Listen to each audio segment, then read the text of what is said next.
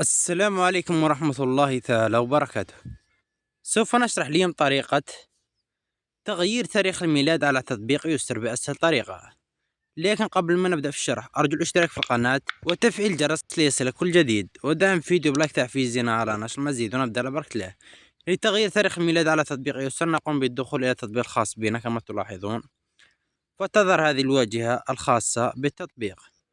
نقوم بالدخول إلى خيار حساب أنا من هنا هكذا،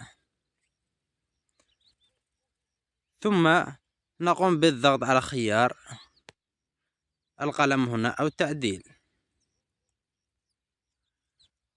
ثم يظهر خيار وهو تاريخ الميلاد. كما تلاحظون تاريخ الميلاد يظهر هنا، نقوم بالضغط عليه، ثم نقوم باختيار السنة. هنا تقوم بالضغط على السنة وتقوم باختيار السنة المناسبة هكذا، ثم من هنا يمكن اختيار الشهر، أي شهر تريد، وهنا تختار اليوم، ثم نقوم بالضغط على خيار موافق.